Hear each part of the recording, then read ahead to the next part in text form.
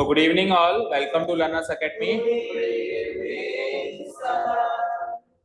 Topic is very much clear to you. The next chapter of our grammar session. Articles. ठीक है? Articles. इसको हिंदी में कहते हैं शब्द वर्ग. बट एनीवेज हिंदी में तो आप ना भी याद रखो तो चलेगा. अब आपने बचपन से पढ़ा होगा 3 आर्टिकल्स होते हैं ए एन द. वो पार्ट ऑफ स्पीच आर्टिकल की बात कर रहा हूं. वो आर्टिकल होता है अनुच्छेद. जैसे कॉन्स्टिट्यूशन का आर्टिकल नंबर, वो आर्टिकल की बात करें ना, अनुच्छेद नंबर. वहां पे आर्टिकल का मतलब होता है पार्ट, कॉन्स्टिट्यूशन का ये हिस्सा. यहाँ पे आर्टिकल का मतलब part of speech, part of speech नहीं कह सकते, डिटरमिनर होता है. ये क्या होता है? एक तरीके का डिटरमिनर. अब डिटरमिनर कौन होता है? जो डिटरमाइन करता है किसको? उसके अगले आने वाले नाउन को डिटरमाइन करता है कि उसके अगले आने वाला नाउन कैसा हो. डेफिनेट हो, इंडेफिनेट हो, सिंगुलर हो, प्लूरल हो, काउंटेबल हो, अनकाउंटेबल हो, मेल हो, फीमेल हो. इनको डिटरमाइन करने वाला वर्ड कौन होता है? डिटरमिनर. और उन बहुत सारे डिटरमिनर्स में से एक डिटरमिनर आर्टिकल भी होता है. अब डिटरमिनर्स बहुत सारे हैं, उनमें से एक डिटरमिनर कौन है? आर्टिकल. तो बाकी डिटरमिनर्स का अलग से चैप्टर नहीं है, आर्टिकल्स का स्पेसिफिकली अलग से चैप्टर है, क्योंकि वो उन सारे डिटरमिनर्स में से सबसे इंपॉर्टेंट डिटरमिनर है आर्टिकल, जिसके एग्जाम में भरपूर मात्रा में क्वेश्चंस मिलते हैं. किसी भी लेवल का एग्जाम हो, आर्टिकल्स की एरर्स भी मिलेंगी, एरर्स कम मिलेंगी, फिल इन द ब्लैंक्स में ज्यादा आते हैं. ठीक है, फिल इन द ब्लैंक्स में कि फिल करो आर्टिकल ए एंड द. अच्छा, अब बात करते हैं आर्टिकल. सो आपने पढ़े हैं कि ए एंड द ये 3 आर्टिकल होते हैं. बचपन से सिखाया होगा, शायद 4th 5th क्लास से बताना शुरू कर देते हैं बच्चों को, थोड़ा थोड़ा. ठीक है, आपने भी यही सीखा है. ठीक है, और हम भी यही बता रहे हैं कि 3 आर्टिकल होते हैं, बट हम उनको 3 आर्टिकल को दो कैटेगरीज में क्लासिफाई कर रहे हैं. एक कैटेगरी है इंडेफिनेट कैटेगरी, एक कैटेगरी है डेफिनेट. इस कैटेगरी में क्लासिफाई करने से इनके रूल्स हमको अच्छे से याद हो जाएंगे. समझे? ठीक है, तो कभी भी कोई पूछे आर्टिकल्स कितनी कैटेगरीज के होते हैं, तो आंसर है 2 कैटेगरीज. कौन सी? डेफिनेट कैटेगरी, इनडेफिनेट है. कोई पूछे आर्टिकल्स कितने होते हैं, तो आंसर है 3 होते हैं, ए एंड द. समझे क्या? कोई कहे नाउन कितनी कैटेगरीज के होते हैं, तो जनरली 5 कैटेगरीज के होते हैं. Proper noun, common noun, collective noun. ठीक है ना, जो भी हमने सीखे. कोई पूछे नाउन कितने होते हैं, अनंत. नाउन क्या है? नाम है, नाम तो अनंत है. समझ गए? तो आर्टिकल्स हैं कितने? 3. लेकिन कैटेगरी में कितने हैं? 2 कैटेगरीज. क्लियर? समझे क्या यहां तक? कोई डाउट नहीं है. अब सबसे पहले एक चीज मानना, अभी मैंने आपको कहा कि आर्टिकल एक तरह का डिटरमिनर होता है. क्या होता है?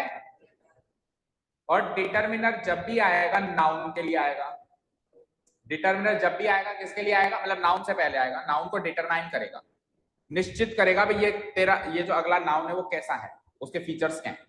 ठीक है, सिंगुलर, प्लूरल, बहुत सारी चीजें वो डिटरमाइन करेगा. तो एक तरीके से अगर नाउन नहीं आता है तो आर्टिकल भी नहीं आएगा. यानी कि जिस सेंटेंस में नाउन नहीं है उस सेंटेंस में आएगा. और कुछ अपवाद है, जैसे वो द वाला, द रिच, द पुअर, वो इस चैप्टर में वापस से रिपीट होगा. उन अपवादों को छोड़ दें तो जनरल रूल ये कहता है कि नाउन के लिए ही आर्टिकल आता है. नाउन नहीं है तो आर्टिकल का वहां पे कोई जगह नहीं है, कोई रोल नहीं है. एडवर्ब के लिए आर्टिकल. आगे पर्स आया, किसके लिए? पर्स के लिए. The most expensive purse. देखो बेटा, सबसे पहली चीज तो आर्टिकल हमेशा नाउन के लिए आएगा. और दूसरी चीज, चर्चित द मोस्ट एक्सपेंसिव में मोस्ट एक्सपेंसिव एडजेक्टिव है, एडवर्ब नहीं है. एडजेक्टिव है. नाउन की आने वाली चीज क्या होती है? एडजेक्टिव है ना.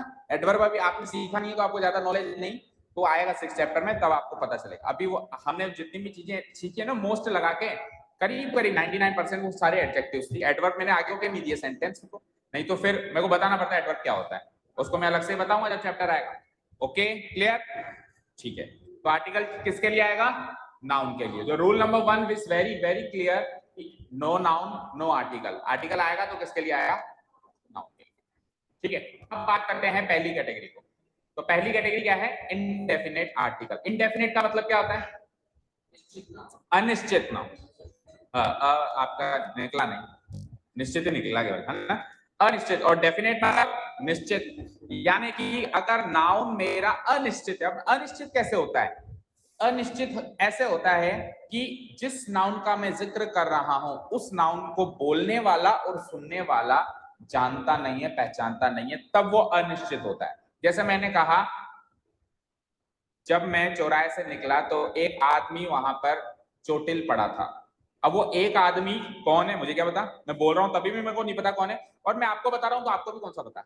बोलने वाला, सुनने वाला, सब्जेक्ट ऑब्जेक्ट दोनों के लिए वो नाउन जिसका जिक्र हो रहा है अनिश्चित हो तो उसके लिए आर्टिकल कौन सा लग जाएगा, ए ऑब्लिक एन। अब बात करते हैं सर ये ऑब्लिक कब तो ए कब एन, तो इसके बारे में अभी मैं बताने वाला हूं, कब तो ए कब एन। अभी के लिए आप इतना याद रखो कि आर्टिकल कौन सा लगेगा, कैटेगरी कौन सी लगेगी, इंडेफिनेट कैटेगरी लगेगी। और अगर निश्चित हो, जैसे मैं कहूं जब मैं चौराहे से गुजरा वो आदमी पड़ा हुआ था, तो अब मैं वो आदमी के लिए द मैन कहूंगा, ए मैन नहीं कहूंगा, ठीक है। लेकिन सपोज करो मैंने आपको कहा कि यार आज मैं आया तो वो आदमी, मैं कब बोलूंगा ये बात, मैं कब बोलूंगा ये बात आपसे, मैं आपसे कब बोलूंगा ये बात कि यार वो आदमी वहां पे दिखा, जब मुझे पता है कि हम दोनों उस आदमी को जानते हैं, तभी बोलूंगा ना। मैं आपसे ऐसे ही थोड़ा बोलूंगा वो आदमी, अगर आप नहीं जानते हो तो मैं क्यों बोलूंगा वो आदमी। मुझे भी पता है मैं किसकी बात कर रहा हूँ, और मुझे अंडरस्टूड है कि मैं जब आपसे बात करूंगा तो आप भी, आपके लिए भी वो निश्चित है, आपके लिए वो अनजान नहीं है, तभी हम ऐसी बात कर पाएंगे।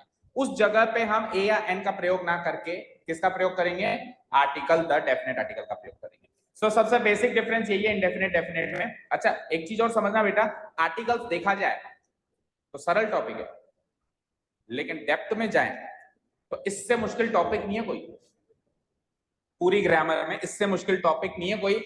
अगर डेप्थ में जाके अगर कोई सोच लेना कि अपनी पे आ जाए कोई टीचर की एरर्स बनाना है मुझे ए एंड द की, तो आप ढूंढ ही नहीं सकते, ऐसी ऐसी एरर्स इसमें बन सकती है, क्योंकि सारा खेल इसमें फिक्स रूल्स का तो है लेकिन सोचने का बहुत है। जैसा अभी मैंने कहा वो आदमी को तुम जानते हो नहीं जानते हो, इतना डेप्थ में जाके आपको सेंटेंस के मीनिंग को सोचना पड़ेगा।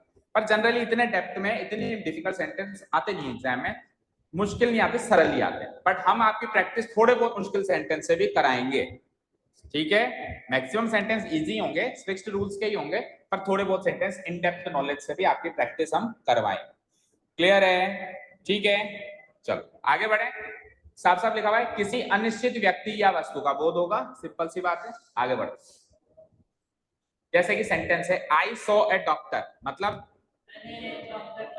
मैंने सपोज करो मैं आते ही आपको बोलूं यार मैंने बाहर एक डॉक्टर को देखा, तो आप समझ गए क्या कौन सा डॉक्टर, और मैं ऐसी बात आपसे कहूंगा इसका मतलब मुझे भी नहीं पता कौन सा डॉक्टर। तो ए आर्टिकल डॉक्टर के लिए आते ही डॉक्टर इंडेफिनेट बन गया, आपके लिए और मेरे लिए, बोलने वाले के लिए और सुनने वाले के लिए। भाई वो चीज मुझे कंफर्म है, हो सकता है उसने कुछ स्टेथोस्कोप वगैरह कुछ पहन रखा हो, डॉक्टर कंफर्म है। चीज को समझो, अब बस इसमें सोचने समझने वाली बात है, चीज को समझो। डॉक्टर होना तय है, लेकिन वो डॉक्टर से हम परिचित हैं या नहीं है, ये इस चीज को समझो, समझ गए। भाई डॉक्टर से आप जानते हो क्या उस डॉक्टर को, भाई वो फलाना डॉक्टर है, इस चीज का डॉक्टर है, इस तरीके से आप जानते हो, या मैं जानता हूं क्या, परिचित होना है। क्लियर है क्या, परिचय नहीं है हमारा उसे, हम नहीं जानते, तो वो अनिश्चित है। Okay, he can be any doctor, कोई भी डॉक्टर होगा, मुझे क्या पता। क्लियर। लेकिन अगर मैं आई सॉ ए डॉक्टर की जगह आई सॉ द डॉक्टर लगा दूं, तो इस सेंटेंस का मीनिंग क्या होगा, मैंने डॉक्टर को देखा। सपोज करो मैं अंदर आया, रुद्र मैंने डॉक्टर को देखा, तो अब मैं ऐसी बात आपसे कब कहूंगा, जब मुझे पता है कि मैं ऐसी बात कहूंगा आप समझ जाओगे किस डॉक्टर की बात करूंगी। तो आपके लिए और मेरे लिए अगर वो डॉक्टर निश्चित है तो मैं आपको कह सकता हूं Rudra I saw the doctor today.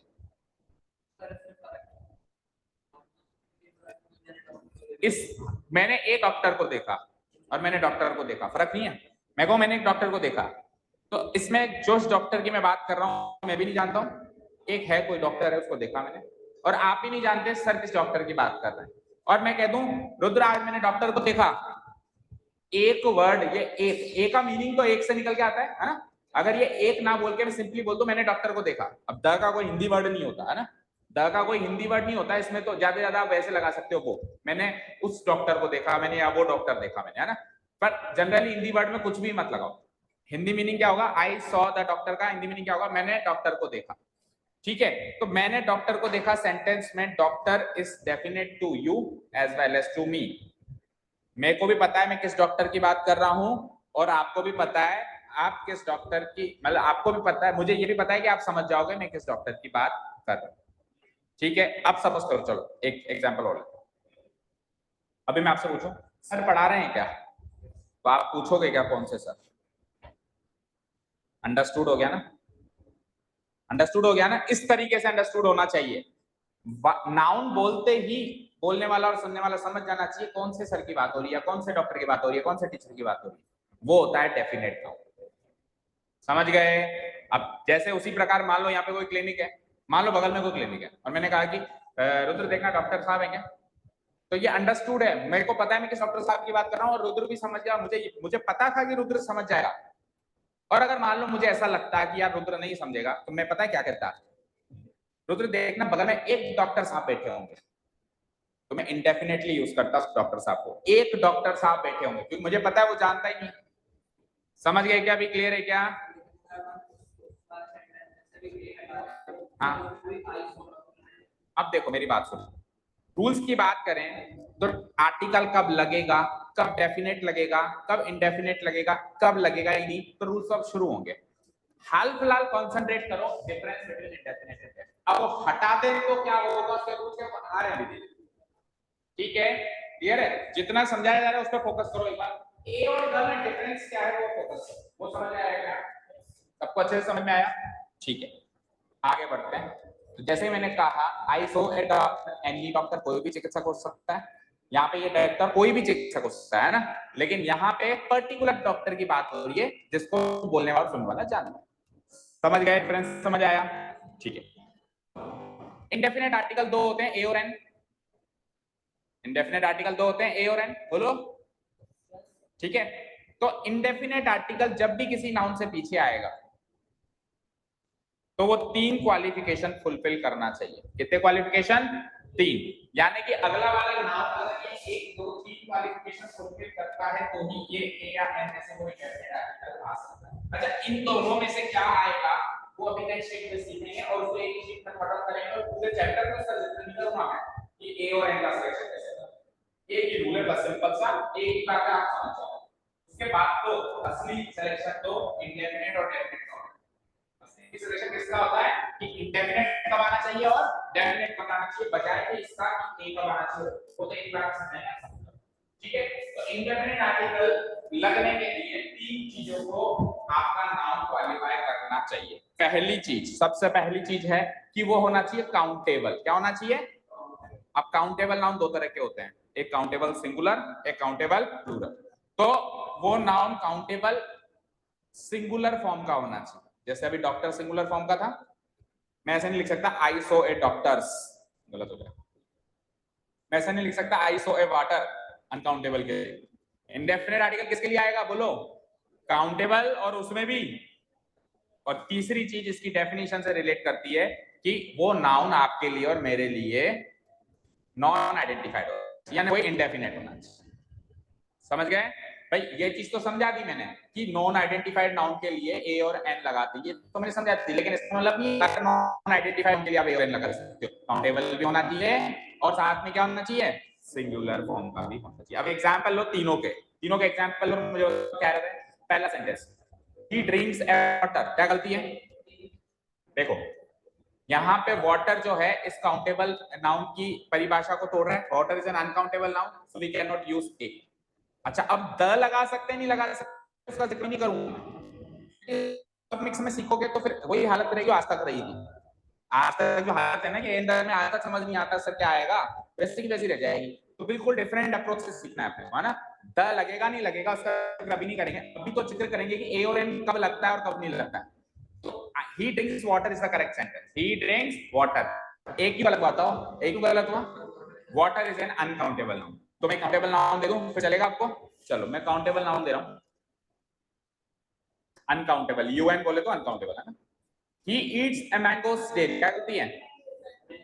ये लो, मैंगो तो काउंटेबल है, लेकिन दूसरी क्वालिफिकेशन फेल हो गई। क्या? सिंगुलर होना चाहिए, मैंगोस क्या है? प्लूरल है। तो इसको भी कैसे लिखना पड़ेगा? He eats mangoes, he eats mangoes daily. ठीक है, और तीसरा आखिरी सेंटेंस नॉन। अब सपोज करो मैं अनकाउंटेबल और काउंटेबल प्लूरल, ये दोनों हटा के मैं काउंटेबल सिंगुलर दे दूं, जैसे कि सेंटेंस है he eats a mango daily, तो ये परफेक्ट सेंटेंस है, बोलो परफेक्ट सेंटेंस है, क्लियर है। अब he eats a mango daily में अगर मैं ए लगा पाया हूं क्योंकि काउंटेबल और सिंगुलर है, तो वो मैंगो नॉन आइडेंटिफाइड ऑटोमेटिकली हो जाएगा। मतलब तीसरी चीज तो एज ए इफेक्ट है उसका, तीसरी चीज तो ए लगाने का इफेक्ट है, और शुरू की दो चीजें उसका कारण है, ये दो ना हो तो लग ही नहीं सकते, और लग गए एक बार तो फिर इफेक्ट क्या निकल के आएगा कि अब ये मैंगो नॉन आइडेंटिफाइड है।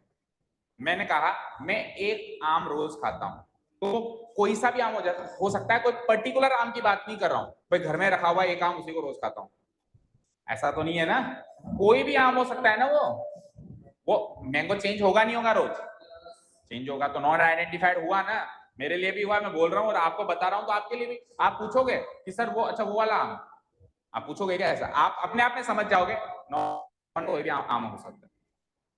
हाँ तो फिर पेड़ आइडेंटिफाई हुआ ना, आम थोड़ी ना हुआ। अगर पेड़ आइडेंटिफाई करना है तो पेड़ से पहले द लगाओ ना, मैंगो से पहले तो नहीं लगेगा ना, समझ गए भाई, एक ही पेड़ का आम है तो फिर नाउन कौन सा आइडेंटिफाइड है, भाई मैंने कहा मैं तो उसी पेड़ का आम खाता हूं, तो अब वो पेड़ आइडेंटिफाइड है, आम तो अभी भी नॉन आइडेंटिफाइड, क्योंकि एक ही आम को बार बार थोड़ा खा सकते, ठीक है, क्लियर है। तो अब नेक्स्ट शीट पे हम सीखने वाले हैं बेटा क्या, ए और एन का डिफरेंस, और ध्यान से सुनना, इसके बाद इस चैप्टर में ए और एन और कभी भी का डिफरेंस हम जिक्र नहीं करेंगे, और यकीन मानो ढंग से सीख लोगे तो आपको किसी से डिस्कशन करने की जरूरत ही नहीं पड़ेगी, आप कभी भी नहीं अटकोगे ए और एन में, ठीक है। शुरू करें, एन ए, अब बचपन से हमने एक चीज सीखी है कि ए ई आई ओ यू के आगे एन लगा, बोलो सीखी नहीं सीखी, ए ई आई ओ यू के आगे क्या लगा दो, N. A E I O you क्या होते हैं वैसे, ए ई आई वोवल्स, स्वर, जैसे हिंदी में स्वर होते हैं अ आ ई ई उ ऊ, वैसे इंग्लिश में भी 26 लेटर्स में से 5 स्वर होते हैं जिसको हम इंग्लिश में वोवल्स बोलते हैं ना, और व्यंजन को क्या बोलते हैं, consonants. So out of 26 letters 5 are vowels and 21 are consonants, that you all know. तो अगर हमने क्या सीखा है कि हमको सिखाया यही गया है, हमारी गलती हमको सिखाया ये गया है कि ए ई आई ओ यू से स्टार्टिंग अगर हो रही है ना सेंटेंस की, तब तो लगा दो एन, और अगर इनके अलावा बचे हुए जो कॉन्सोनेंट्स हैं उनसे हो रही है तो लगा दो ए। और काफी हद तक ये रूल काम भी करता है, ऐसा नहीं कह रहा हूं कि गलत है, काफी काम भी करता है, but this is still not a genuine rule, ठीक है, ये अधूरा रूल हमको सिखाया जाता है, ये सिखाया गया था अभी तक, ठीक है, क्लियर है क्या। अब पूरा रूल सुने, पूरा रूल आप बनाओगे खुद, ठीक है। चलो तो मैं कुछ वर्ड्स दे रहा हूं आपको, अभी तक की आपकी नॉलेज के हिसाब से जितना भी आपको आता है या जितना भी आप जानते हो, ए या एन का सिलेक्शन करना है, दैट्स इट, कर दोगे, ओके, दैट्स इट। यूनिवर्सिटी के आगे क्या लगेगा,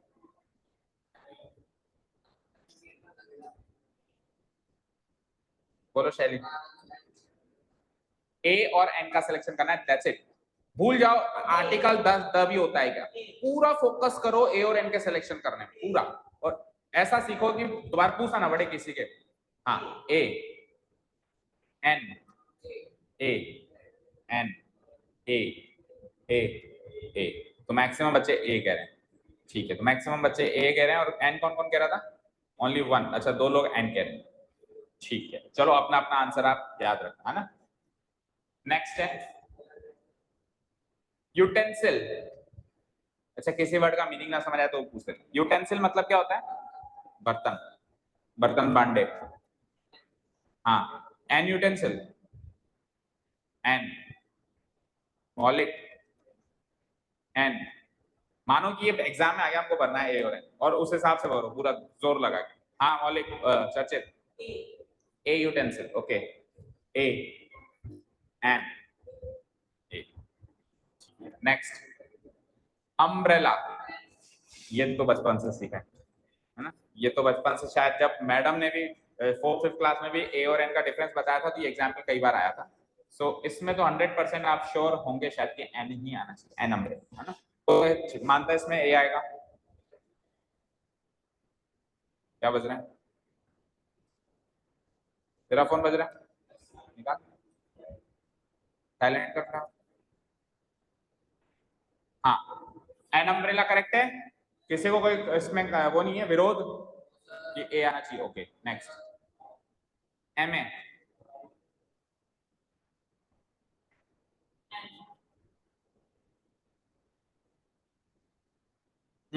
सक्षम से स्टार्ट कर।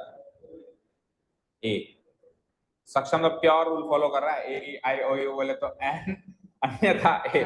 सीधी बात, स्प्राइट पीता है, सीधी बात, ज्यादा लोड नहीं लेना दिमाग पे। हाँ ए ए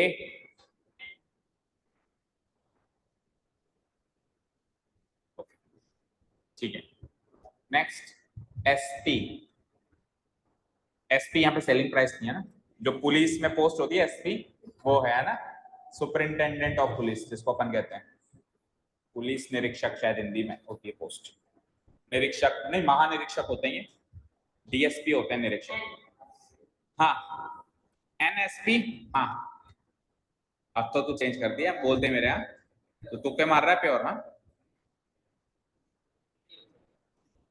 ये तो पक्का तुक्का है, बहुत देर हो गई एन चला गए।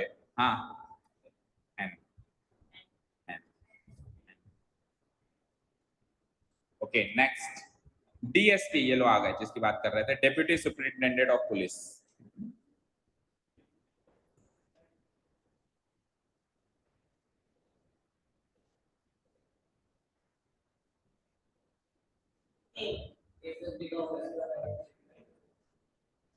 कुछ भी है, आंसर तो करीब करीब करेक्ट ही दे रहा है। हाँ एन एन क्यों मौलिक सर, आपने पहले तो नहीं पूछा, क्यों अभी क्यों पूछ रहे हो? या तो पूछो तो सब में पूछो है ना। हाँ okay MP member of parliament, सांसद। कौन है हमारे सांसद अभी? एमएलए। एमएलए नहीं पता? बता दो तो इसमें क्या है। ओके सो एमपी, एमएलए आ गया क्या? पहले एमएलए नहीं आया। ओके एमपी की फुल फॉर्म भी लिख दिया मैंने, दोनों में भरो, एक तो शॉर्ट फॉर्म में भरो और एक फुल फॉर्म में भरो। एमपी में तो एन आएगा, शॉर्ट मतलब शॉर्ट वाली फॉर्म में एन आएगा और फुल फॉर्म में ए। ठीक है next LDC, lower divisional clerk. LDC और यूडीसी होते हैं डिपार्टमेंट में, upper divisional clerk and lower divisional clerk. हाँ हाँ बोलो ए।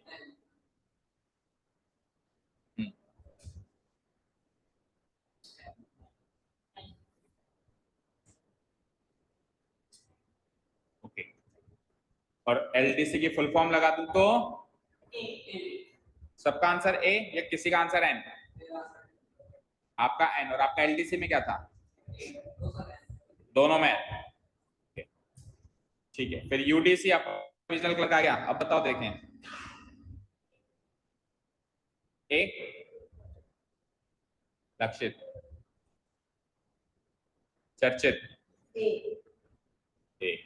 हाँ ए हाँ यू देख के, ए ई आई ओ यू, यू देख के एन। ओके चलो इसका फुल फॉर्म कर दूं तो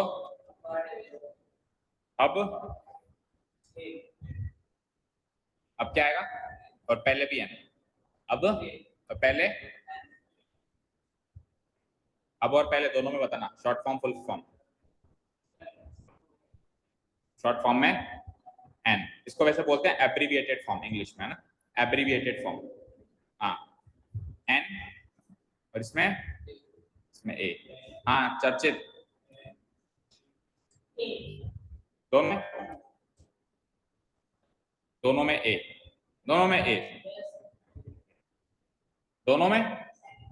और फर्स्ट वाले में, फर्स्ट वाले में एन, पहले आपने ए बताया था सर, मुझे ऐसा याद है। इसमें एन और इसमें ए, आर यू श्योर? इसमें एन और इसमें ए। ओके लक्षित ए किसमें? इसमें, इसमें और इसमें। हाँ इसमें भी ए, दोनों में ए। इसमें ए और उसमें एन। चलो बढ़ते हैं आगे। तो अब कई बच्चों के मन में कियोस बढ़ता जा रहा होगा कि हो क्या रहा है, क्योंकि हमको तो लगता था ए और एन सेलेक्ट करना बड़ा आसान है, सबके आंसर्स अगर डिफरेंट आ रहे हैं तो मन में उत्सुकता तो जागृत हो रही होगी कि सही भी हो रहे हैं कि नहीं हो रहे। अच्छा, अपने अपने आंसर्स आप अपने मन में नोटेट रखना, भाई हमने किसमें क्या आंसर दिया था, तभी आपको पता चलेगा। Urdu poet A N, okay बताओ, मैं बोल के भी नहीं बताऊंगा, ये बोलूंगा तो पता चल जाएगा। ठीक है, तो इसको हॉनेस्ट नहीं पढ़ते हैं, इसमें एच साइलेंट होता है, इसको कैसे पढ़ते हैं, ऑनेस्ट। तो ऑनेस्ट के हिसाब से क्या आएगा, एन। सक्षम ने तो कुछ नहीं देखा, सर ने कहा एच साइलेंट भूल जाओ, फिर से आ गया ए ई आई ओ यू लगाओ एन, ओके हाँ जी बोलो, एन एन। ठीक है, अब ये लास्ट के जो दो हैं इनको एक बार छोड़ो, और अब रूल सुनो बेटा ध्यान से, या और भी रहेगा, सुनो बेटा। अब रूल ये था कि स्वर के आगे एन, यानी वोवल्स के आगे एन, और कॉन्सोनेंट के आगे ए, रूल ये था। तो रूल सही था, ध्यान से सुनना जो कह रहा हूं, रूल सही था, पर स्वर और व्यंजन हिंदी के देखने थे ना कि इंग्लिश के। क्या कहा मैंने, स्वर या व्यंजन किसके देखने थे, स्वर के आगे एन। मैं भी आज इस बात पे सहमत हूं कि स्वर के आगे एन, वोवल के आगे एन, और कॉन्सोनेंट व्यंजन के आगे ए, मैं एग्री करता हूं। बट मैं इस बात पे एग्री नहीं करता हूं कि वो स्वर और व्यंजन इंग्लिश के देखने, इंग्लिश अल्फाबेट के देखने, हिंदी अल्फाबेट के देखने। अब सर हिंदी अल्फाबेट के कैसे देखें, तो इंग्लिश चल रही है, तो इसको हम एज इट इज हिंदी में लिख के देखें, क्योंकि एक्चुअल रूल क्या है कि वोवल साउंड आना चाहिए, ना कि वोवल आना चाहिए। वोवल साउंड आना चाहिए। अब साउंड आया कि नहीं आया वो बोल के और लिख के पता चलेगा। ठीक है, अब अगेन साउंड, वोवल साउंड सोचने लगोगे ना, कंफ्यूजन होगा। अब आपने 2 या 3 इनकरेक्ट पता है, आप सही जा रहे थे, लास्ट में थोड़ा सा बिगड़ गया ना, चर्चित के सारे सही। ठीक है, अब वो जो लिख रहा था ना, तो वो साउंड चेक कर रहा था, जो आप कह रहे थे ना प्लस का होल स्क्वायर, तो साउंड चेक कर रहा था। अब फिर इसको भी लिखने की जरूरत पड़ रही है, तो हम कुछ ऐसी चीज डेवलप करें कि लिखने की जरूरत ही ना पड़े। तो ट्रिक डेवलप कर लेते हैं लेटर से। तो ट्रिक क्या है, हिंदी में लिख के देखो या सोच ही लो, तो हिंदी में मैं लिख रहा हूं, तो पहला अक्षर हिंदी का स्वर है या व्यंजन, हिंदी का स्वर है या व्यंजन। अच्छा, हिंदी में स्वर कौन कौन से होते हैं, अ आ ई उ ए ऐ ओ औ अं अह, यहां तक हिंदी के स्वर है, बाकी का सारे व्यंजन है। तो आप उसको हिंदी में सोचो, इमेजिन करो, अगर स्वर आ जाए हिंदी का तो एल लगा दो, अदरवाइज क्या लगा दो, ए। लाइक मैं यूनिवर्सिटी लिखता हूं, तो कैसे लिखूंगा इसको हिंदी में, यू। तो यह जो है हिंदी का स्वर या व्यंजन, हिंदी का, नॉट इंग्लिश का, व्यंजन। सो क्या आएगा, समझे क्या, समझे क्या मौलिक, सक्षम समझ गया, ए आई ओ को भूल जाओ। अब तू अ आ ई ई याद कर ले, हिंदी के स्वर आने चाहिए, हिंदी का स्वर नहीं आया, अ आ ई उ उन स्वरों में से कोई नहीं आया ना लेटर, क्या आया, ये आया, यानी कि व्यंजन आया। ठीक है, तो इसमें क्या आ जाएगा, ए। सिमिलरली उसमें भी यूटेंसिल में यूटेंसिल, तो क्या आएगा, ए। अब इसमें अम्ब्रेला, तो अम्ब्रेला ऐसे लिखेंगे हम, तो साउंड अ का आ रहा है, यानी कि हिंदी का स्वर आ रहा है, हिंदी का स्वर आ रहा है, तो क्या आ जाएगा, एन अम्ब्रेला। अब देखो, अगर इंग्लिश के हिसाब से चले तो लेटर एम आ रहा है, जो कि कॉन्सोनेंट है, लेकिन इसकी साउंड जो है, इसमें लिखूंगा कैसे एम ए को, हिंदी में कैसे लिखूंगा, एम ए। तो स्टार्टिंग किससे हो जाएगी, ए स्वर है या व्यंजन, हिंदी में, हिंदी में ए स्वर या व्यंजन, तो क्या आएगा, एन। ठीक है, सिमिलरली एसपी में भी एसपी, तो ए से स्टार्ट करेंगे तो एनएसपी, लेकिन डीएसपी में ड से स्टार्ट होगा, एंड ड इज नॉट ए स्वर, ड तो व्यंजन है ना, है ना, ड व्यंजन है ना भाई, कहाँ आता है, ट ठ ड ड ड, उसी में आता है, ट वाली लाइन में आता है, हिंदी के याद ही नहीं है ना, किसी को याद नहीं है, very poor, very poor, you can not qualify any exam, any entrance exam. अच्छी वाली हिंदी आती है हर एंट्रेंस एग्जाम में, we cannot afford to lose our mother tongue। हाँ, इंग्लिश में इंग्लिश का एग्जाम होता है, हिंदी ऐसे सब्जेक्ट आएगा, कोई भी एंट्रेंस एग्जाम दोगे नौकरी के लिए जाओगे जब, any government exam you will fight, कोई भी रीट से ले लो या कोई पुलिस का एग्जाम दे लो, कोई बड़े अधिकारी, इनकम टैक्स ऑफिसर, कुछ भी, एनीथिंग, ठीक है। आईआईटी में नहीं आएगी तो आईआईटी से बड़ा होता है income tax officer, for God sake, है ना, ठीक है ना, समझे। तो अब आपकी सोच अगर आईआईटी तक ही सीमित है, आप बड़ा सोचो ना बेटा। ओके चलो देखो, एसपी तो ए स्टार्टिंग हो गया एन, और डीएसपी में ड, ए डीएसपी। एमपी जब एम ए में ए आ रहा था तो एमपी में भी तो एम ही आएगा, एमपी ऐसे तो लिखूंगा एम, और फिर कैसे लिखूंगा पी, ऐसे तो लिखूंगा, तो ए से स्टार्टिंग हो गया, क्या होगा एन।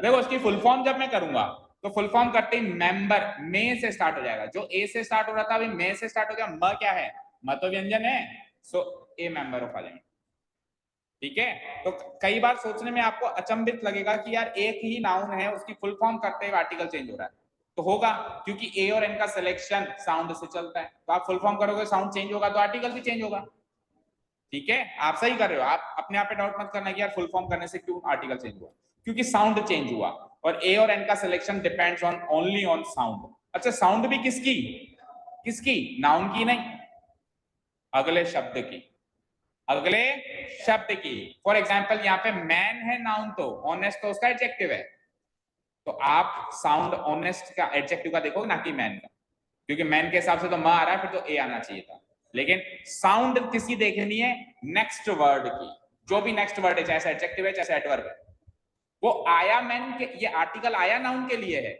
लेकिन ए और एन का सिलेक्शन नाउन, ए और एन का सिलेक्शन किसी नाउन का मोहताज नहीं है, वो जस्ट अगले शब्द को देखता है।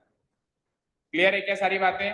तो इसमें भी समझ में आ गया क्यों आया एन ऑनेस्ट में, बोलो, क्योंकि इसका जब हम बोलेंगे तो एच साइलेंट है, और बोलेंगे कैसे, एच साइलेंट होगा तो ऑनेस्ट, ऑनेस्ट, ठीक है। तो ये स्वर है या व्यंजन हिंदी में, स्वर, सो एन ऑनेस्ट, ठीक है। उर्दू तो ऊ क्या है, स्वर या व्यंजन, स्वर, सो एन उर्दू। कहां तक आ गए थे हम, एलडीसी, एलडीसी, ठीक है। तो ए से यानी कि एन, यूडीसी यू, तो यू यानी कि ए।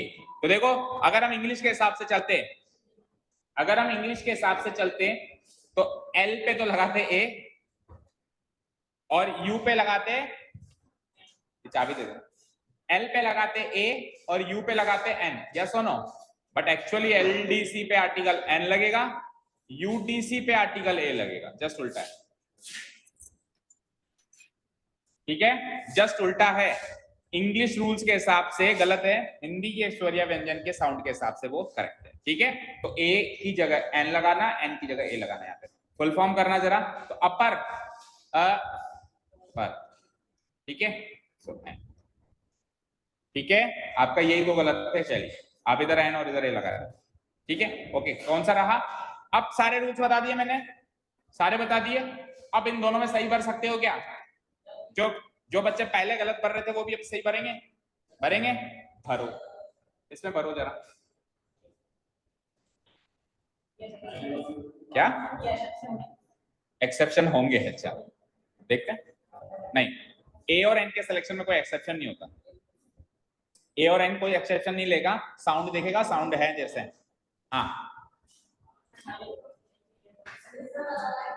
वही तो सोचना है। तो एक अकेला इकलौता इंग्लिश का टॉपिक है जिसमें प्रोनाउंसिएशन मैटर्स, बाकी सब में तो लिखित भाषा मैटर करती है, इसमें उसको उच्चारण कैसे करेंगे वो मैटर करेगा, क्योंकि बोल के देखना पड़ेगा, अकेला यही टॉपिक है, और किसी टॉपिक में हमको प्रोनाउंसिएशन की इतनी ज्यादा नीड नहीं होती।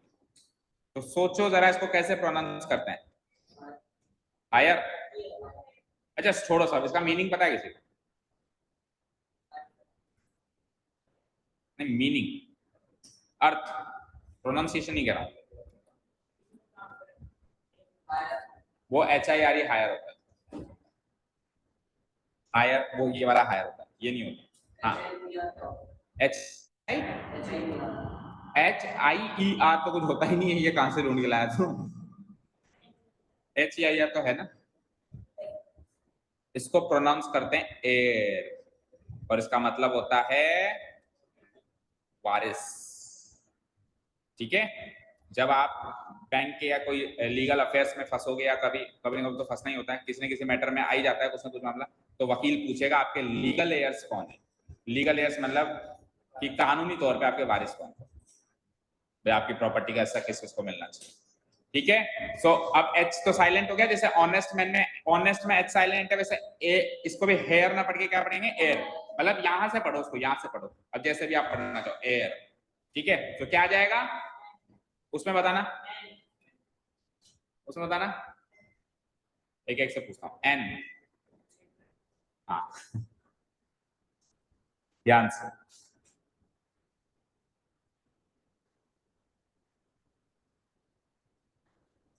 एन आएगा, चलो दो लोग एन, हाँ मौलिक,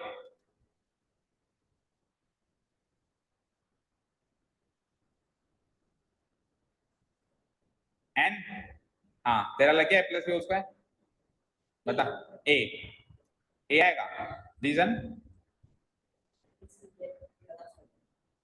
कैसे प्रोनाउंस करते हैं इसको, ईयर, हाँ एन, शैली क्यों एन क्यों,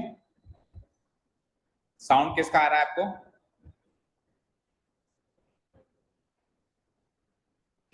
हाँ, तो बेटा मैथ्स में तो ये वर्ड आया ही होगा, मैथ्स में कितनी बार ये आया होगा, उसके आगे ए ईयर लगा हुआ होगा, याद ही आ जाता है कि यार ये तो कभी हमेशा रखा हुआ ए ईयर ही सुना है हमने, एन ईयर तो सुना ही नहीं है, तो इतनी बार थोड़ा गलत रखा हुआ होगा, मिसप्रिंट इतनी बार थोड़ा ना होगी। अब सुनो ऐसा क्यों, कोई एक्सेप्शन नहीं है, ये कोई एक्सेप्शन नहीं है, इसका प्रोनाउंसिएशन हमको ऐसा लगता है कि ये है, हमको ऐसा लगता है, जबकि ये वाला ईयर है कान, इसका प्रोनाउंसिएशन क्या होता है, य के ऊपर ई की मात्रा, फिर ईयर,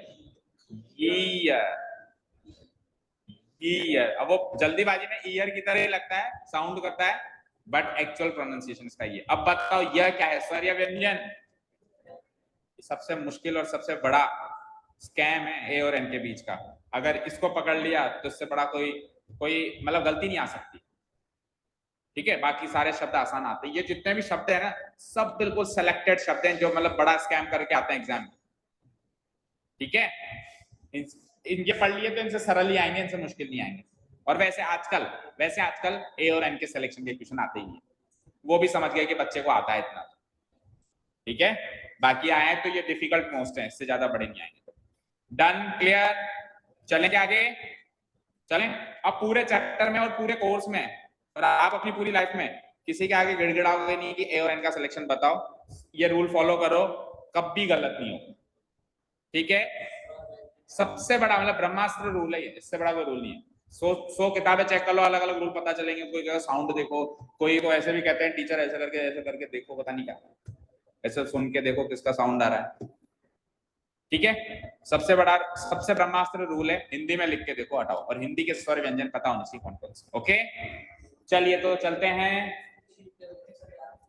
इसकी स्वर व्यंजन की तो डाउनलोड ही कर ले गूगल से, कुछ ऐसी शीट मांगना जो तेरे को गूगल पे ना मिले।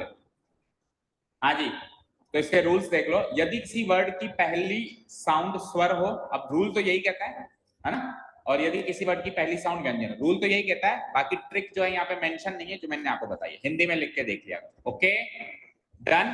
अब इंडेफिनेट आर्टिकल चल रहा है हमारा अभी, इंडेफिनेट आर्टिकल कौन कौन से होते हैं, ए और एन, उनका सिलेक्शन की अब मैं जिक्र नहीं करूंगा, मैं तो बस कह दूंगा इंडेफिनेट आर्टिकल लगाओ। अब लगाओ, कौन सा लगेगा आप स्वर से साउंड से चेक कर ले। ठीक है, अब बात करते हैं सर इंडेफिनेट आर्टिकल कहां कहां लग सकता है, इन दोनों में से कौन सा लगेगा वो मुद्दा तो खत्म, अब कहां लग सकता है और कहां नहीं लग सकता है, तो ये जानने के लिए इसके यूजेस और नॉन यूजेस सीखने पड़ेंगे। क्या कहा मैंने, यूजेस एंड नॉन यूजेस सीखने पड़ेंगे। तो नॉन यूजेस कल पढ़ेंगे, यूजेस आज देखेंगे। ठीक है, स्टार्ट करूं मैं, और बड़े इजी से यूजेस हैं 5-7 जो हमको कवर करना। स्टार्ट करूं, so usage of indefinite articles a oblique an. ठीक है, मैं एक सेंटेंस दूंगा, मैं खुद यूज करके बताऊंगा, आप पहचानना कौन सा यूज है, अगर आप पहचान पाए तो जिंदगी भर के लिए याद हो जाएगा कि अच्छा इस जगह तो ए लगता है या एन लगता है, मतलब इंडेफिनेट आर्टिकल लगता है। ठीक है, सेंटेंस स्टार्ट करें, अच्छा पहले कर दिए कैसे, स्पीड के एक्सप्रेशन। चलो ठीक है, बता रहा। John rides his bike at 80 kilometer the hour. क्या क्या गलती दिखाई दे रही है? द आर, ये तो आपने मैथ्स में भी सुना होगा। 80 किलोमीटर के आगे द आर नहीं लगेगा, क्या लगेगा? क्या? आर्टिकल की बात करो भाई, आर्टिकल को आर्टिकल से रिप्लेस करना हो तो क्या लगेगा? आर का आपको प्रोनाउंसिएशन नहीं पता? N R. क्या लगता है? 80 किलोमीटर एन आर। तो जब भी किसी की स्पीड बताई जाती है और आर्टिकल प्रयोग करना है, अब आपको सर मैं तो पर आर लगाऊंगा तो फिर ऐसे तो बहुत सारे ऑप्शंस हैं, लेकिन आपको स्पेसिफिकली देखो, आपने नोटिस किया हो जब फिल इन द ब्लैंक्स आता है तो वो मेंशन करता है fill in the blanks with the appropriate articles. तो वो कह रहा है आपको आर्टिकल ही भरना है, तो फिर पर नहीं लगाना, फिर तो आपको ए एंड ही लगाना है। तो वहां पे स्पीड का एक्सप्रेशन है, तो कौन सा आर्टिकल लगता है? इंडेफिनेट। इंडेफिनेट, एन फिक्स नहीं है, इंडेफिनेट फिक्स है। अब साउंड के हिसाब से भी एन लग रहा है, कल को मैं यहाँ पे मिनट, मैं कल को यहाँ पे सेकंड लगा दूं, फिर अब ए लगेगा, तो मैं 8 कर दूंगा, चेंज तो कुछ भी कर दूंगा, तो मैं 0.008 कर दूंगा, वो तो मेरे हाथ में है ना। 800 मीटर स्पीड है वो, एक सेकंड में, कम नहीं है। ठीक है, क्लियर है? ठीक है, क्लियर है, समझ आया बेटा? हाँ जी, चलते हैं आगे। तो एक तो हो गया स्पीड का एक्सप्रेशन, फिर लास्ट में चल जाते हैं, फटाफट रिवाइज करेंगे। 5-7 यूसेज आज पढ़ लेते हैं, पर याद रखना यूसेज से ज्यादा इंपॉर्टेंट नॉन यूसेज है, क्योंकि आता कहाँ है वो कोई हर कोई बताता है, एरर कहाँ बनती है जहां नहीं आना चाहिए, वो कल सीखेंगे। ठीक है, सो आता कहाँ है वो फटाफट से कवर करते हैं जल्दी जल्दी। ये रॉन्ग हो जाएगा, इसको कह दूंगा मैं, इसको सही कर देना, एनआर हो जाएगा। ठीक है, करेक्ट सेंटेंस लिखा हुआ नहीं है, पर इसको रॉन्ग मार्क करके आप एनआर से सही कर सकते। सेकंड क्या है? रेशियो। रेशियो क्या होता है? अनुपात। समझते हो? अब इंग्लिश सेंटेंस में अनुपात का प्रयोग कैसे करते हैं? मैथमेटिकली अनुपात नहीं कर रहा हूं, इंग्लिश एक सेंटेंस में भी रेशियो का प्रयोग किया जा सकता है। ठीक है, कैसे? Ravi takes tea 5 times the day, मतलब तो एक दिन में 5 बार, ये रेशियो हुआ। एक दिन में 5 बार तो 2 दिन में 10 बार हो गया ना, 3 दिन में 15 बार हो गया ना, तो रेशियो यही तो होता है, मैथमेटिकली भी तो रेशियो यही होता है। चलो अगर आप इससे ना समझो तो इसको फ्रीक्वेंसी लिख देना। क्या लिख देना?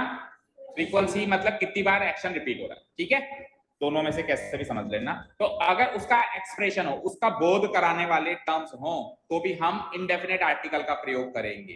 तो द डे नहीं आएगा, क्या आएगा? A day. 5 times a day, an किसने कहा? ठीक है, एन तो नहीं आ सकता। ठीक है, चलें, तो दो यूसेज याद हुआ बेटा, स्पीड के एक्सप्रेशन में और रेशियो के एक्सप्रेशन में। Third thing is that price.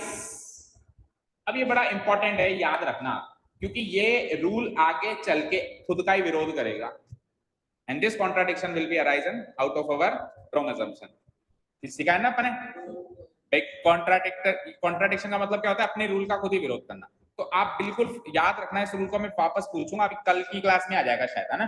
Price के एक्सप्रेशन, प्राइस क्या होती है? और मूल्य याद रखना हमेशा एक का होता है। अब मार्केटिंग स्ट्रेटेजी से आपको अगर वो कह रहा है कि 100 में 3, 100 में 3, 100 में 3, तो वो तो उसकी मार्केटिंग स्ट्रेटेजी है। ठीक है ना, 50 में 2 ले जा, 50 में 2 ले जा, 50 में 2 ले जा, वो मार्केटिंग स्ट्रेटेजी है। पर प्राइस तो क्या होती है? हमेशा एक की होती है। समझ गए क्या?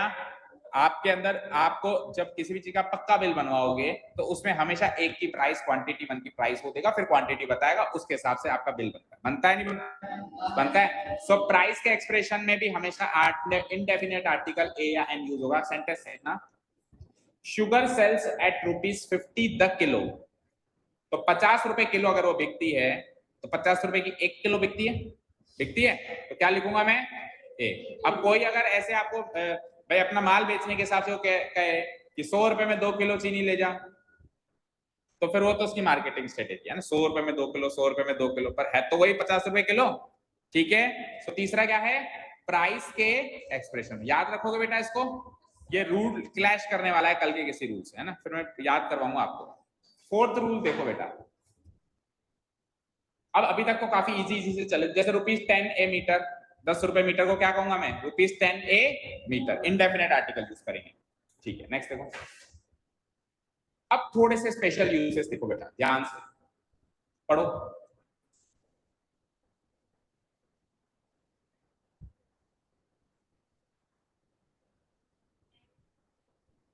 Most important rule of indefinite article. हम कुछ नरेट कर रहे हैं, पूछ रहे नरेशन क्या होता है, कोई स्टोरी बता रहा हूँ या कोई भी कॉन्वर्सेशन चल रहा है और उस कॉन्वर्सेशन में किसी नाउन का प्रयोग मैं पहली बार कर रहा हूं, तो जब मैं उसका प्रयोग कर रहा हूं पहली बार, तब वो सुनने वालों के लिए नॉन आइडेंटिफाइड है, तो हम इंडेफिनिट आर्टिकल का प्रयोग करेंगे। लेकिन बोल दिया ना एक बार, तो बोलने के बाद वो क्या हो गया, आइडेंटिफाई। अब अगर उसका जिक्र मैं दूसरी तीसरी बार करूं उसी वार्तालाप में, तो इंडेफिनिट आर्टिकल नहीं आएगा। इसका क्लासिक एग्जांपल है once there was a crow, the crow was thirsty. याद है क्या? जब पहली बार क्रो का जिक्र किया स्टोरी में तो क्या कहा, once there was a crow, once there was, ये तो सबने याद करी होगी बचपन में, मैंने भी करी थी। वंस देयर वाज ए, तो क्रो का जिक्र जब पहली बार हुआ तो वो नॉन आइडेंटिफाइड था, एक बार एक कौवा था, तो अभी तक तो कोई भी कौवा हो सकता है ना वो, लेकिन जैसे मैंने कहा द क्रो वाज थर्स्टी, तो अब अगली सेंटेंस में मेरे को पता है मैं किस क्रो की बात कर रहा हूं, उसी की जिसकी अभी बात कर रहा था। अब वो आइडेंटिफाइड हो गया, फिर जिस क्रो की स्टोरी चल रही है वो क्रो थर्स्टी था। समझ गए क्या? तो सेकंड टाइम क्या आएगा, द क्रो वाज थर्स्टी। और केवल ये नहीं, आप कोई सी भी स्टोरी या कोई भी कॉन्वर्सेशन या कोई भी इंग्लिश का पैराग्राफ उठा के देखो, एक नाउन का 2 से 3 बार जिक्र हो रहा होगा, पहली बारी में इंडेफिनिट आर्टिकल ए या एन में से साउंड के हिसाब से, दूसरी तीसरी चौथी पांचवी छठी हर बार the the the the the the the लगा हुआ। हाँ, अगर सेंटेंस चेंज नहीं करे ना, हु नहीं आएगा, फिर विच आएगा, ठीक है? क्योंकि इंग्लिश के हिसाब से जीते जागते लोग ही हु लगा सकते हैं, बाकी जितने हैं सब निर्जीव। मैं क्या कह रहा हूँ, आर्टिकल यूसेज पे ध्यान दो, है ना? क्योंकि जब वो फिल करवाएगा तो स्पेसिफिकली कहेगा फिल इन द आर्टिकल्स, तो फिर आप उसकी जगह हु लगा सकते हो, विच लगा सकते हो, और कुछ लगा सकते हो।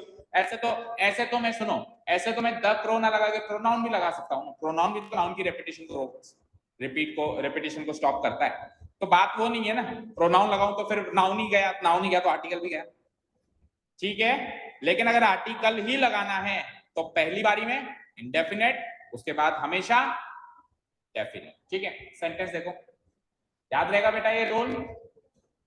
Once upon a time there was a king, एक बार की बात है, एक राजा था। अब इस किंग का जिक्र दूसरी बार कर रहा हूं, अच्छा, मतलब सेकंड स्टोरी आ गई। लेट्स से आप खुद करके देख लो ना, मान लो कि राजा बड़ा क्रूअल था, तो कैसे लिखोगे, the king was very cruel. क्या? The king was very cruel, ठीक है? ठीक है? अब सपोज करो मैं आपके घर पे आया, ठीक है, और आपसे फोन किया कि रुद्र मैं तेरे घर पे आया। रुद्र ने कहा सर अंदर आ जाओ ना। नहीं, आपके डोर पे एक कुत्ता है ना, there is a dog at the door. तो अब मैं तो पहली बार बता रहा हूं ना आपको उस डॉग के बारे में, मैं तो पहली बार बता रहा हूं ना, तो मैं क्या कहूंगा, there is a dog at the door. लेकिन अब मैं आपको बता चुका हूं ना, तो मैं दूसरा सेंटेंस क्या कहूंगा, the dog is very dangerous, या फिर I am afraid of the dog, I am afraid of the dog, मैं उस कुत्ते से डरता हूं, ठीक है? क्लियर है? तो पहली बार में जब जिक्र करेंगे तब ए, दूसरी बार, तीसरी बार, चौथी बार जिक्र करे जाओ, हमेशा क्या लगाओगे, द डॉग, या कोई भी नाउन आ जाए, एनी नाउन, ओके? अच्छा, एक चीज और नोटिस करना, ये ए जब भी लग रहा है तो अपनी मिनिमम क्वालिफिकेशन को तो फॉलो कर रहा है, काउंटेबल सिंगुलर, यस और नो? Countable singular. किंग का किंग्स हो जाए तो लग ही नहीं सकता, या अनकाउंटेबल आ जाए तो लग ही नहीं सकता, पहली बार यूसेज में भी नहीं लग सकता, ठीक है? क्लियर है? चले next. Rita needs a job, मैंने कहा रीटा को एक जॉब की जरूरत है। अब जब मैं आपको ये बात बता रहा हूं तो मैं किसी भी जॉब की बात कर रहा हूं, एक जॉब दिला दो बस उसको, एक जॉब की जरूरत है।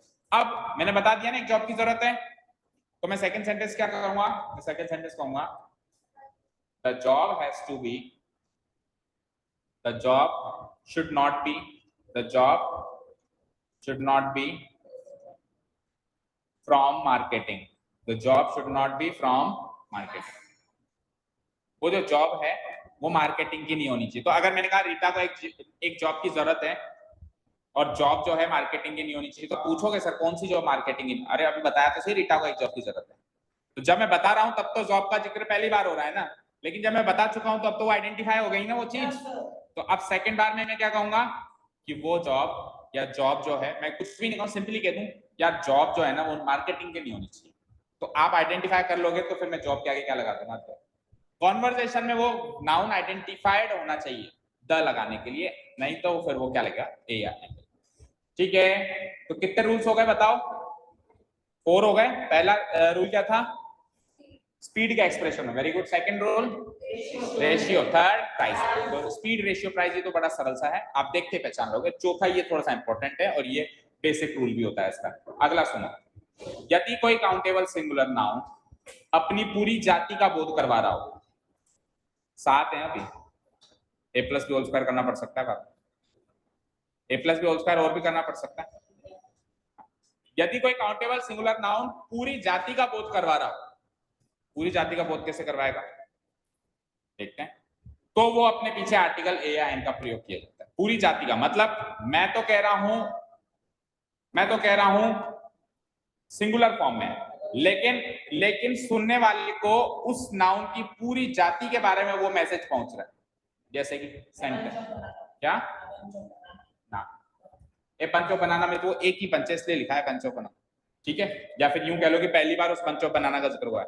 सुनो, a house should be built well, meaning एक घर हमेशा अच्छे से बनना चाहिए। तो मैं कहूँ यार एक घर जो होता है ना वो एक बार बनता है, हमेशा अच्छे से बनना चाहिए। तो क्या दुनिया में एक ही घर है क्या जो अच्छे से बनना चाहिए? क्या एक ही घर है क्या दुनिया में जो अच्छे से बनना चाहिए? यहाँ पे ये हाउस इस सेंटेंस के हिसाब से अपनी पूरी हाउस की प्रजाति का बोध करवा रहा है। क्या लेगा जब पूरी क्लास या जाति का, अब क्लास यहाँ पे वो नहीं है गुजर मीणा, वो वाली क्लास नहीं है यहाँ पे, है ना, कि सर हाउस की कौन सी जाति होती है, हाउस तो ना कोई बढ़िया ब्राह्मण होता है और सिंधी होता है, ऐसा होता है, ठीक है ना, जाति समझ गया ना, पूरे ऐसे ग्रुप का वो बोध कर। क्लियर है? अच्छा, ये रूल भी क्लैश करेगा तो याद रखना, कल की क्लास में करवाएंगे इसको या परसों की क्लास तक तो कर ही जाएगा। एक सेंटेंस और देखो इसी का ही, पढ़ो। मतलब अच्छा, एक डॉग वफादार कुत्ता होता है। हाँ हाँ, ए डॉग इज ए वफादार जानवर होता है। तो क्या दुनिया में एक ही कुत्ता है क्या? जब पूरी जाति का बोध हो रहा है, यानी कि कुत्तों की जाति जो है वो इस बात को फुलफिल कर रही है, ठीक है। तो पूरी जाति का बोध कराने में मैं क्या लगा दूंगा, ए लगा दूंगा, ठीक है। तो 5 रूल्स कवर हुए यहाँ पे बेटा, बोलो 6th एंड 7th रूल देखो जल्दी से। एक्सक्लामेटरी सेंटेंस में अगर काउंटेबल सिंगुलर, देखो बार बार मैं जिक्र कर रहा हूं उसका काउंटेबल सिंगुलर, क्योंकि अगर ये फुलफिल नहीं हुआ तब तो इंडेफिनिट आर्टिकल की छुट्टी हो। तो सबसे पहला रूल था वो, तो सब कुछ शुरुआत में मैंने सबसे पहले क्या कहा, 3 चीजों को फुलफिल करना चाहिए, ठीक है। सो एक्सक्लामेटरी सेंटेंस में काउंटेबल सिंगुलर नाउन का प्रयोग अगर आर्टिकल ए या एन का प्रयोग किया जाता है, एक्सक्लामेटरी सेंटेंस में कहीं पर भी नाउन आ जाए और वो काउंटेबल सिंगुलर हो तो आप आर्टिकल ए या एन का प्रयोग करेंगे, जैसे कि what A shot, exclamatory sentence है, ठीक है ना, कहते हैं ना, देखो सेंटेंस देखो, व्हाट ए ब्यूटीफुल लेडी।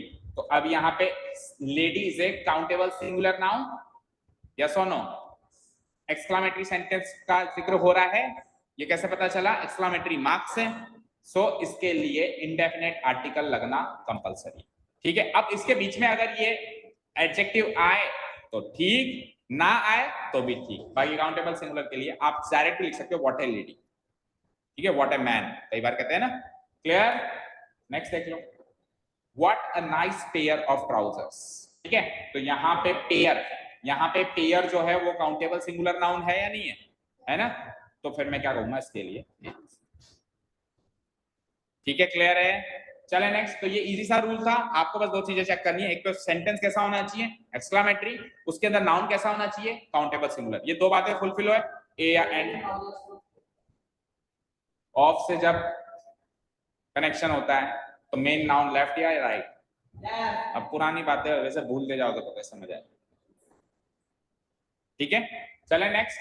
तो 6 रूल हो गए और ये काफी इजी था, ए और एन ठोक देना अगर एक्सक्लामेटरी मिले और क्या मिले काउंटेबल सिंगुलर। लास्ट रूल देखो फटाफट, इस सेंटेंस में हमको आर्टिकल भरना है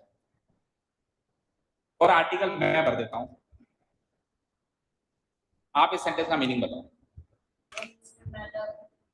शर्मा है का मेहता दिख रहा है, हाँ आपको देखना चाहते हैं। सी यू का मतलब देखना ही होता है क्या, या और कुछ भी होता है? देख लूंगा। हाँ, ये सोचने वाली बात है। कई बार अपन इंग्लिश में आपने सुना होगा, बाय करते टाइम अपन कहते हैं सी यू, तो उसका मतलब होता है देख लूंगा तुझे भी। आई विल सी यू, या सिंपली अपन कहते हैं see you, bye bye, see you कहते हैं। सी या, आजकल फिर मॉडर्न होगा ना, सी या लगाते हैं यू की जगह।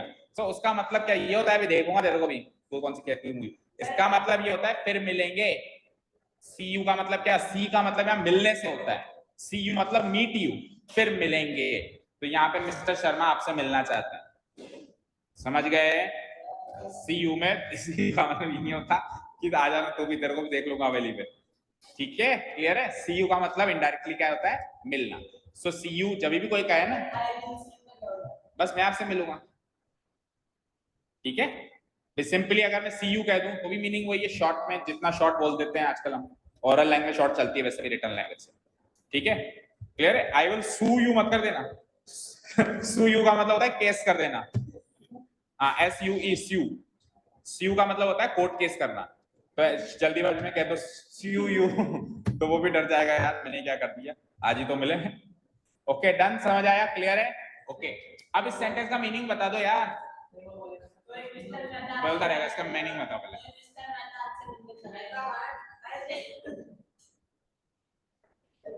कोई मेहता से मिल के आया तू बस, हाँ? एक मिस्टर शर्मा आपसे मिलना चाहते हैं, बिल्कुल सरल हिंदी ट्रांसलेशन कर दिया इसने, है ना। एक मिस्टर शर्मा आपसे, अब एक मिस्टर शर्मा से आप क्या समझे? एक मिस्टर शर्मा आप कब कहोगे कि एक मिस्टर शर्मा, आप देखो, एक तो आप ऐसे कहो सर मिस्टर शर्मा आए मिलने के लिए। देखो सपोज करो, चलो स्टोरी बनाते हैं ना, लेट्स से कि आप रिसेप्शनिस्ट हो और मान लो आपके बॉस मीटिंग में बैठे हैं अंदर, और कोई शर्मा जी हैं जो उनसे मिलने हैं, ठीक है। तो शर्मा जी को आपने कहा कि वेट करिए सर, बॉस जो है कॉन्फ्रेंस हॉल में। तो वो कहा नहीं नहीं, मैं तो जानता हूँ, मुझे जानते हो, मैं जल्दी में अभी मिलना है। तो वो कहने के बाद भी नहीं मान रहे। तो फिर आपने कहा कि चलो बैठो, मैं एक बार बोल के तो हूँ। तो अब आपने हिचकिचाते हुए गेट खोला, मीटिंग कॉन्फ्रेंस हॉल का, फोन ऑफ रखते हैं जैसे मैं ऑफ रखता हूँ। अब मैं इतनी से मैं 15, सुनो मेरी बात सुनो, मैं 1500 रुपए फीस लेता हूँ फिर भी ऑफ कर देता हूँ, तो वहां तो करोड़ों की बातें चलती, उनको ऑफ करना पड़ता है, कंपल्सन होता है। तो माइक चालू करने के लिए फोन की नेटवर्क चालू करनी जरूरी है। 21वीं सदी में वाकई में जी रहे हो आप, हाँ? चलो इस पे भी आप सोचना जरा कर जाके कि कैसे होता होगा, है ना। और कल होमवर्क है आपका, ही पता लगा के आना कि मैं कैसे नेटवर्क ऑफ कनेक्ट करता हूँ। ओके चलो हम बात करते हैं। हाँ, तो फिर जैसे गेट, कृतिका ने हिचकिचाते हुए गेट खोला और सर को बोला। अब कृतिका दो सेंटेंस बोल रही है, दोनों का मीनिंग में डिफरेंस देखना। एक तो कृतिका ऐसे बोले सर मिस्टर शर्मा जी आए मिलने के लिए, और एक कृतिका ऐसे बोले सर एक मिस्टर शर्मा जी आपसे मिलने आए। दोनों में क्या डिफरेंस है?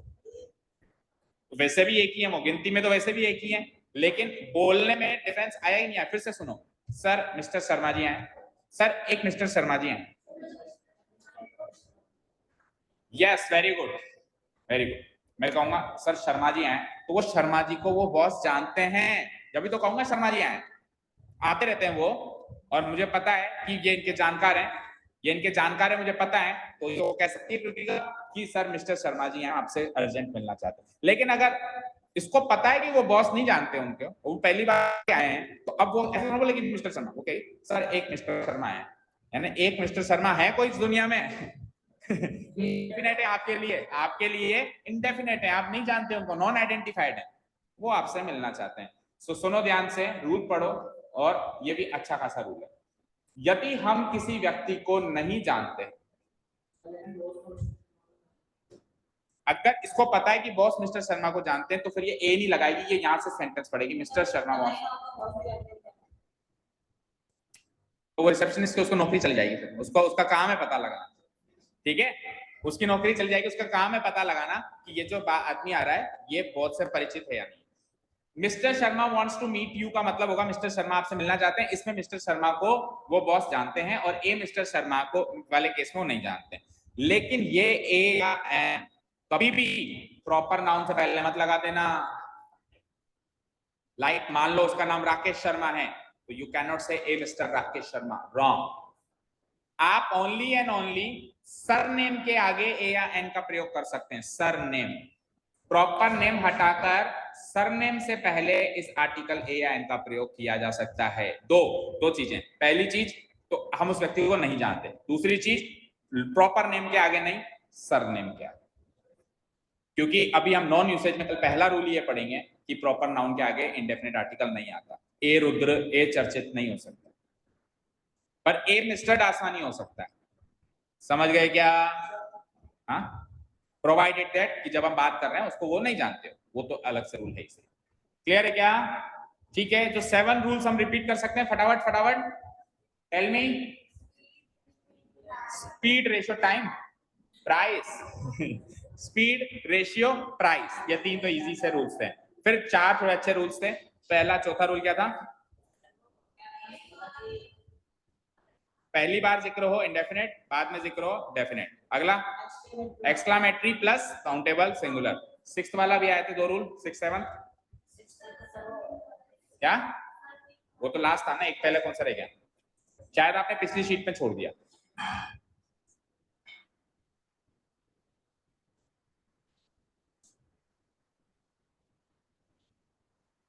एक्सक्लामेटरी सेंटेंस हो गया, ठीक है, सरनेम वाला हो गया। हाँ, कोई काउंटेबल सिंगुलर नाउन पूरी जाति का बोध करे, जैसे a dog is a faithful animal. 4 ये हो गए और 3 इजी से, क्या? Ratio, speed and price.